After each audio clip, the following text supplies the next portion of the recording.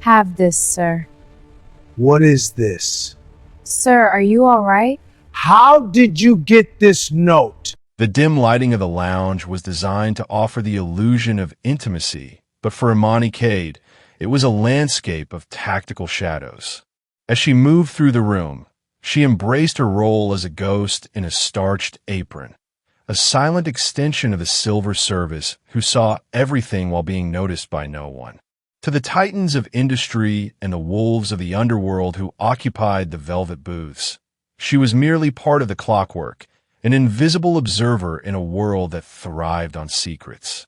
Tonight, the air felt particularly heavy, static with a tension that seemed to curdle the expensive wine before it even reached the glass. At the center of this stifling atmosphere sat Beijia, a sharp-suited monolith of iron and secrets. His presence was suffocating, his shoulders squared like a fortress against the world. As he sat at the head of the table, his body cast a long, dark shadow over the white linen, a visual reminder of the terrifying, quiet power he wielded, a power so absolute that his silence alone could be a death sentence. Imani watched his hands. They were large and scarred, resting on the table with a weight that suggested he owned the very ground beneath the building. She remembered the lessons of the red, that a man can lie with his tongue or his eyes, but his hands always tell the truth of his soul.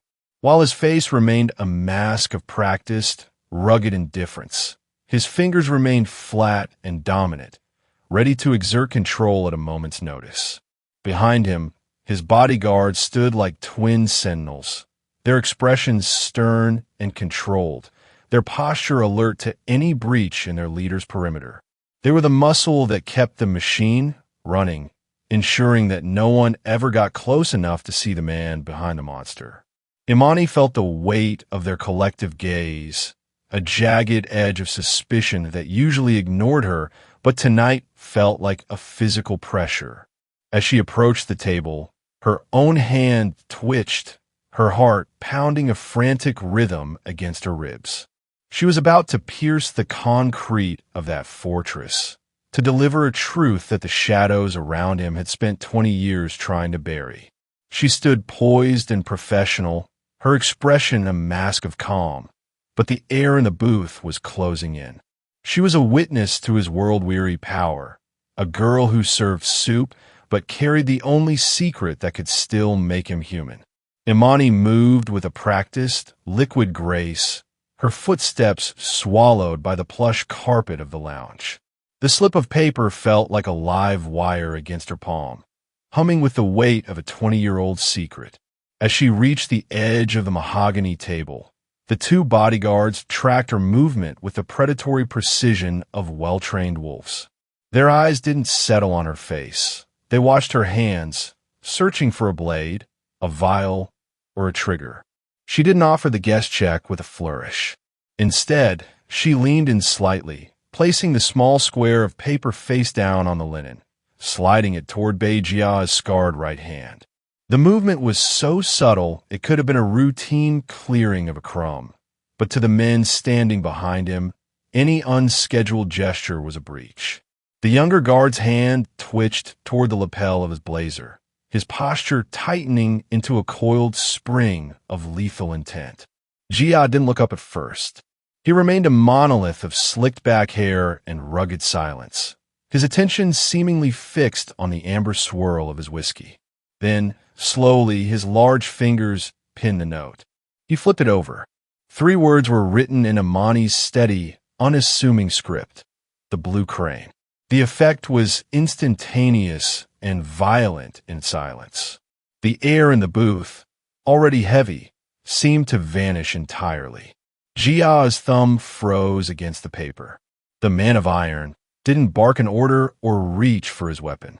Instead, his shoulders, fortresses that had weathered decades of underworld winters, visibly slumped. The rugged, tattooed skin of his neck flushed a deep, bruising red. Imani held her breath, her heart a frantic hammer against her ribs. She watched his hands, the ultimate tell. His fingers, once flat and dominant, began to curl inward, clutching the edge of the tablecloth as if he were suddenly standing on the edge of a great height. Then, the unthinkable happened. Beneath the sharp, unforgiving glow of the table's single candle, a tear escaped. It carved a glistening path through the stubble on his cheek, falling onto the white linen like a drop of rain on parched earth. The bodyguards recoiled, their faces contorting into masks of pure, unadulterated panic. They looked at the weeping boss, then at Imani, their confusion sharpening into a jagged, dangerous edge. They had seen him survive betrayals and bullets without flinching, but this display of raw, desperate vulnerability was a structural failure they didn't know how to defend. Jia's eyes remained fixed on the three words, shimmering with an agonizing light.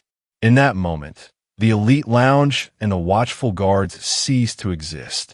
There was only the waitress, the note, and the ghost of a childhood promise that had finally come to collect its debt. The silence following the drop of the tear was more violent than a gunshot.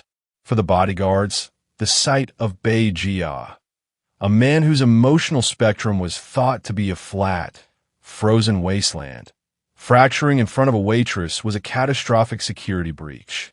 To them, vulnerability was not a human emotion. It was a target.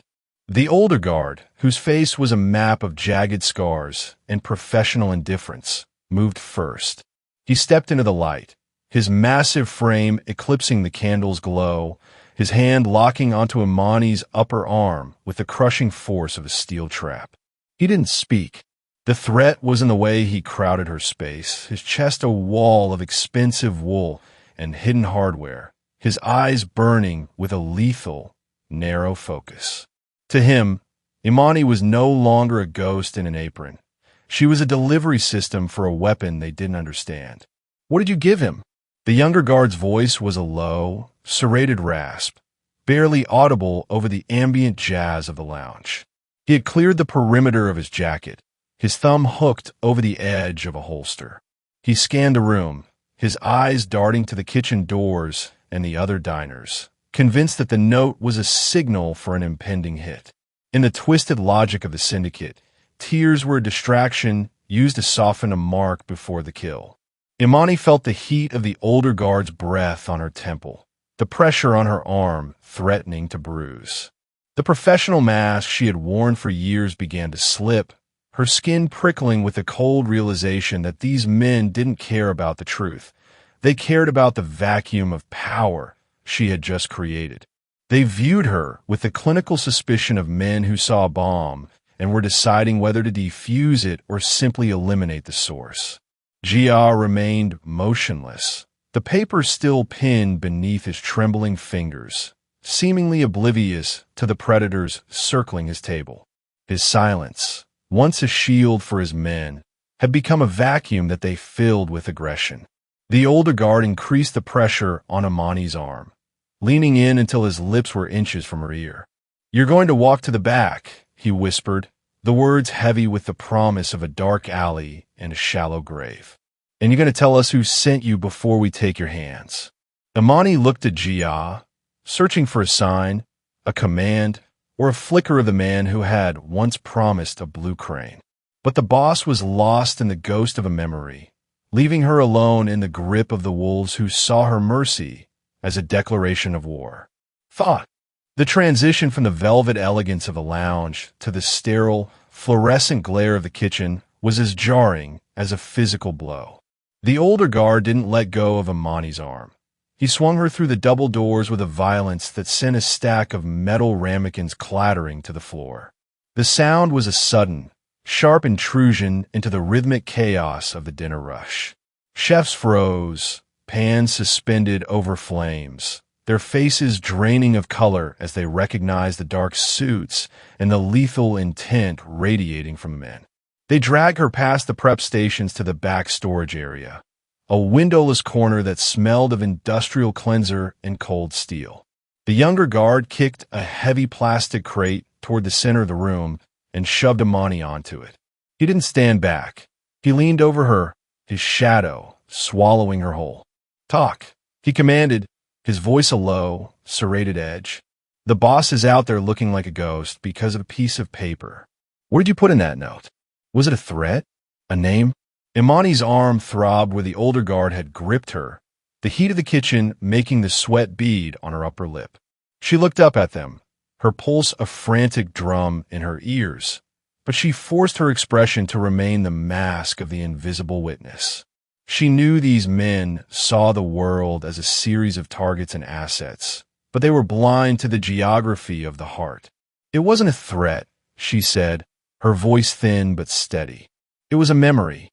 The older guard let out a harsh, disbelieving laugh, a sound like grinding gravel. He stepped forward, his knuckles grazing the holster under his arm. Memories don't make a man like Bei Jia bleed from his eyes. Poison does. Blackmail does. He grabbed a paring knife from a nearby prep table, the blade catching the harsh overhead light. He didn't point it at her, but he held it with a casual, terrifying familiarity. We spent 10 years building a fortress around that man. If you think you can slip through the cracks with a parlor trick and walk away, you've misread the room. He leaned in closer, his eyes narrow and clinical. Tell me who sent you. Tell me what leverage you think you have over him, or we'll start finding out how much of your own blood it takes to wash those 3 words off the table. Imani looked past him toward the swinging doors. She wasn't looking for an escape. She was looking for a sign that the man in the suit still existed beneath the monster they were so desperate to protect. She knew the clock was ticking. In their panic, these men would burn the lounge to the ground just to keep the boss's secrets buried in the ash. The heavy, industrial door of the storage room swung open with a violent metallic groan, but it wasn't Bei Jia who entered. Instead, a third enforcer, a man named Minho with eyes like polished flint, dragged a trembling figure into the fluorescent light. It was Tyler, the 19-year-old dishwasher whose only crime was being in the wrong hallway at the wrong time. Minho threw the boy toward the stainless steel prep table. Tyler's sneakers skidded on the wet tile, his eyes wide and glassy with a terror that made him look like a cornered animal. The enforcer didn't hesitate. He reached for the heavy, weighted belt at his waist, his intent clear.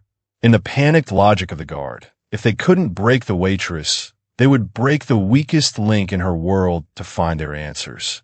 He saw you write it, didn't he? Minho's voice was a low, jagged rasp. He didn't look at Imani. His focus was entirely on the boy cowering beneath him. He's part of the leak, a distraction while you poison the boss's head. He has nothing to do with this, Imani said, her voice cutting through the humid air of the kitchen. She stood up from the crate, ignoring the older guard's hand that tightened on her shoulder. The fear that had been simmering in her gut transformed into a cold, sharp clarity. She knew Tyler. She knew he sent half his paycheck to his mother and spent his breaks drawing in the margins of discarded napkins. He was the collateral damage of a world that viewed people as furniture. Minho raised the belt, the heavy buckle whistling through the air. Stop! Imani stepped forward, putting herself directly in the arc of the swing. The buckle caught the meat of her forearm, a hot, searing line of pain that made her vision swim, but she didn't move. She stood between the enforcer and the sobbing boy, her starched apron stained with a spray of gray dishwater. The room went silent, the only sound the frantic humming of the walk-in freezer. The guards looked at her with a mix of confusion and mounting fury. To them, her sacrifice was an admission of guilt. You're protecting him? Minho stepped closer, the belt coiled in his hand like a snake. That's a high price for a dishwasher, Imani. Tell us who gave you that note, or the boy doesn't leave this kitchen. Imani leveled her gaze at him, her pulse steady despite the throbbing in her arm. You think you're protecting the boss by hurting the people he used to be. You're not guards, you're the cage. And if you kill this boy, you'll be proving that everything I wrote on that paper was a lie.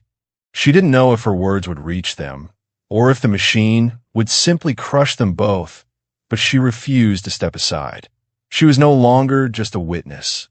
She was the shield. The fluorescent hum of the kitchen was abruptly severed by the heavy swing of the double doors. Beijia stood in the threshold, his silhouette a jagged tear against the amber glow of the dining room.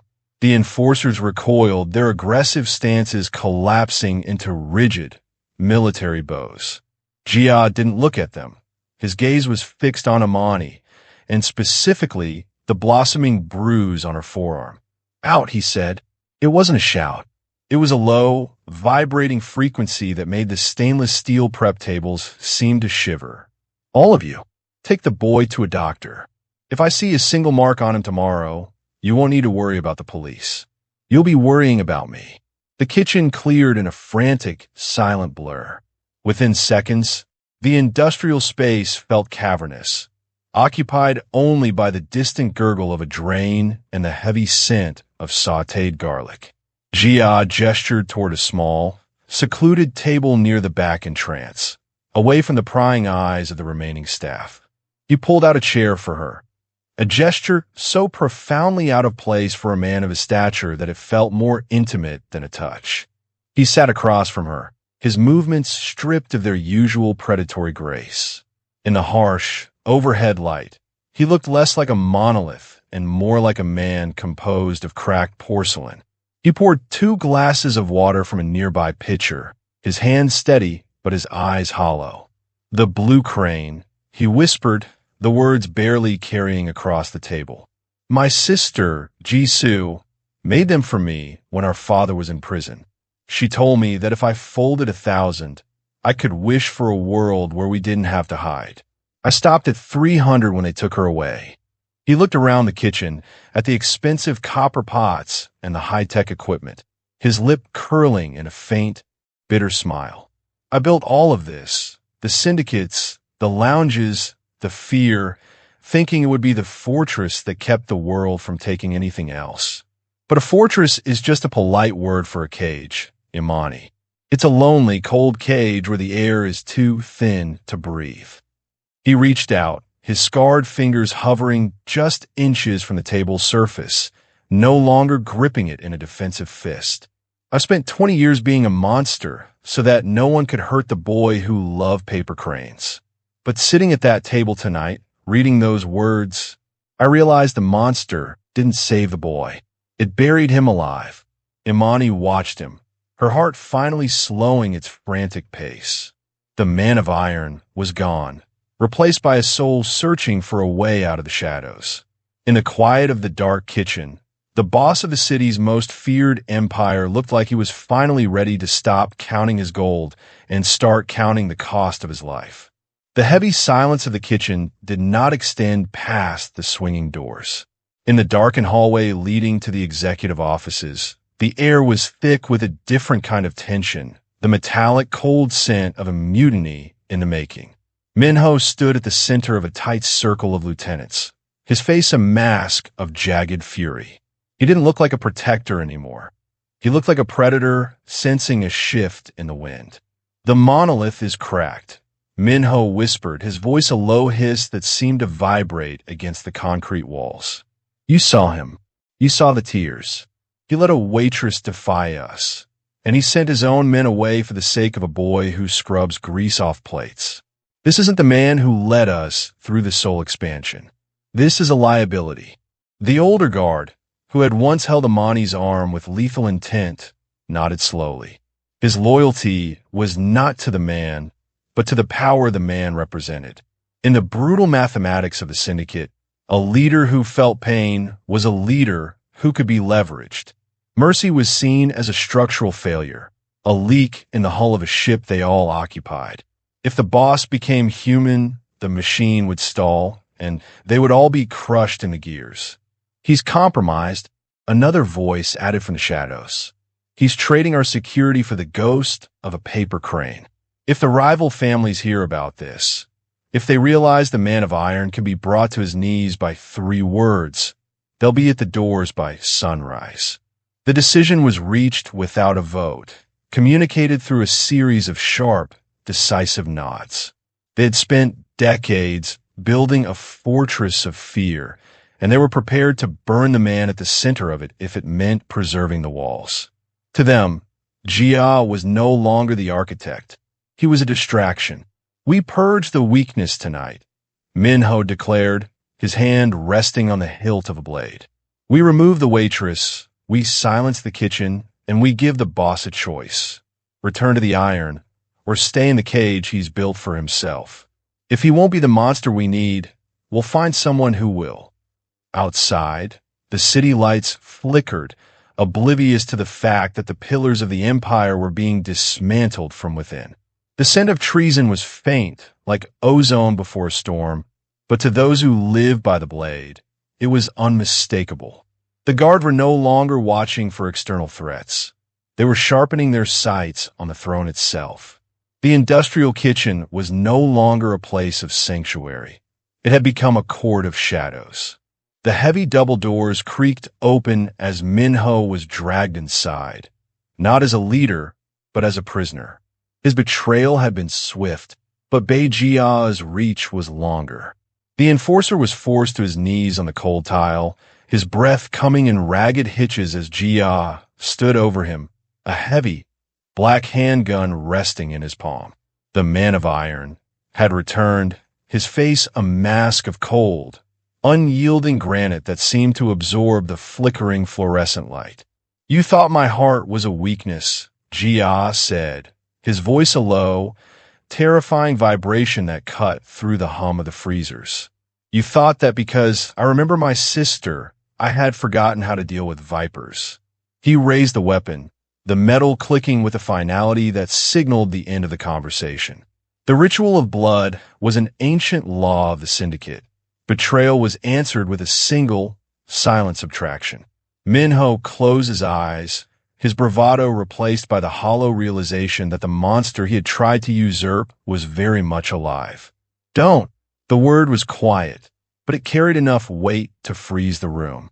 Imani stepped out from the shadows of the prep station, her silhouette thin against the industrial stainless steel. The guards shifted, their eyes darting to the boss, expecting him to swat her aside. But Imani didn't flinch. She walked toward the center of the room, her gaze fixed not on the gun, but on Jia's eyes. If you pull that trigger, you're just proving them right, she said, her voice steady despite the electric tension. You'll be stepping back into the cage you just walked out of. You'll be the monster they want you to be. Jia's finger tightened on the trigger, his jaw set in a hard, jagged line. He tried to kill you, Imani. He tried to dismantle everything I built. Then let him face justice. Not a butcher, Imani countered, stepping into the line of fire. She placed her hand over the barrel of the gun, her skin a sharp contrast to the cold, black steel. Justice is for men. Murder is for monsters. You told me you wanted to be more than a statue in a lonely cage. This is the moment you decide who you are. The silence stretched, thin and brittle as glass. For a heartbeat, the room balanced on the edge of a massacre. Then, slowly, the tension bled out of Jia's shoulders. He lowered the weapon, his gaze softening as he looked at the waitress who had dared to demand his soul. Take him to the precinct, Jia commanded, his voice weary but clear. Give them the ledgers. Give them the truth. The machine stops tonight. As the guards led a stunned Minho away, Jia looked at Imani, the iron in his eyes replaced by a light that was fragile, yet enduring. He had traded his crown of blood for something far more difficult to hold, a chance at being human. The piece was a fragile glass ornament, and it shattered the moment the first high-caliber round punched through the lounge's panoramic window. The sound was a jagged, deafening roar that swallowed the ambient music and the low hum of the kitchen. Shards of crystal rained down like lethal diamonds, glittering in the strobe light flashes of muzzle fire from the street. The rival factions hadn't waited for the syndicate to reorganize. They had come to erase the man of iron, while he was still vulnerable. Imani was thrown to the floor by the sheer force of the concussive blasts. The air was suddenly thick with the acrid scent of cordite and pulverized plaster. Through the rising dust, she saw Beijia. He had been clipped by a stray fragment, his tailored suit jacket blooming with a dark, wet stain at the shoulder. He was reaching for his weapon, but his movements were sluggish, his focus fractured by the chaos. Yaha! This way. Imani's voice was a raw, desperate rasp over the rhythmic thud of gunfire. She didn't wait for him to agree. She lunged into the prep area, her fingers closing around a heavy cast-iron skillet and a pressurized CO2 canister from the soda fountain. A shadow darkened the kitchen doorway, a hitman in tactical gear, the barrel of a submachine gun sweeping the room. Imani didn't think. She acted with the frantic, calculated precision of someone who had spent her life navigating the narrow gaps between disaster. She slammed the valve of the CO2 canister open. A violent, freezing cloud of white gas erupted, a blinding curtain that filled the narrow galley and masked their heat signatures. As the shooter blinked against the sudden fog, Imani swung the skillet with every ounce of terror and adrenaline in her veins. The heavy iron connected with the man's temple with a sickening, dull thud, sending him sprawling into a rack of stainless steel bowls. She grabbed Jia's good arm, her grip bruising and insistent. The service tunnels. They were built for the Prohibition era. The guards don't even know they're mapped. She pulled him toward the back of the walk-in freezer, kicking aside a heavy pallet of crates to reveal a rusted iron grate hidden beneath decades of grime. Jia looked at her, his face pale and shimmering with sweat, but his eyes were wide with a newfound respect. He had spent his life surrounded by men with guns, yet it was the woman with the apron and the iron skillet who was leading him through the valley of death. They dropped into the narrow, damp darkness of the tunnels just as a second grenade detonated above, the floorboards of the gilded lily groaning as the glass fortress finally succumbed to the flames. In the suffocating blackness of the underground, Imani didn't let go of his hand. She was no longer just the witness. She was the architect of his survival. The morning light that filtered through the newly installed floor-to-ceiling windows of the lounge bore no resemblance to the suffocating amber shadows of the past. The air was clear, stripped of the acrid scent of cordite and the heavy weight of secrets. The gilded lily had been reborn, not as a fortress of fear, but as a sanctuary of sunlight and polished oak. Beijia didn't sit in the back corner anymore, hidden behind a defensive wall of dark suits and silent threats. He stood by the entrance, dressed in a soft charcoal overcoat that lacked the sharp, aggressive edges of his former life. His hands, once scarred and curled into fists of iron, rested relaxed at his sides as he greeted guests with a respectful nod. The man of iron had been replaced by a man of depth, his rugged face no longer a mask of granite, but a map of a life reclaimed. He still wielded influence, but it was the influence of a builder, not a butcher. Imani moved through the room with the same liquid grace she had always possessed, yet her presence was no longer that of a ghost. She was a partner, a visionary who had seen the soul beneath the ink and the steel. She stopped at the table where it had all begun, the place where 3 words and a single tear had triggered a war for a man's humanity. The morning rush is already exceeding the projections, Imani said, her voice warm and steady. She didn't carry a notepad. She carried a set of keys. Jia turned to her, the cold, lethal gray of his eyes now replaced by a soft, enduring light. He reached out, his fingers finding hers in the center of the room. The touch wasn't a claim of ownership, but a gesture of shared survival. It's because the foundations are different this time, Jia replied, looking out at the neighborhood he had once exploited and now fought to protect. We aren't selling power anymore, Imani. We're selling the truth. They stood together as the sun climbed higher, casting a brilliant, golden glow over the tables. The machine had been dismantled, and the monsters had been laid to rest in the ash of the old world. As the first customers of the day began to fill the room with the hum of honest conversation, it was clear that the note on the napkin hadn't been an ending. It had been the opening line of a brand new story, one where a waitress and a boss had lost their crowns of iron only to find a life of gold.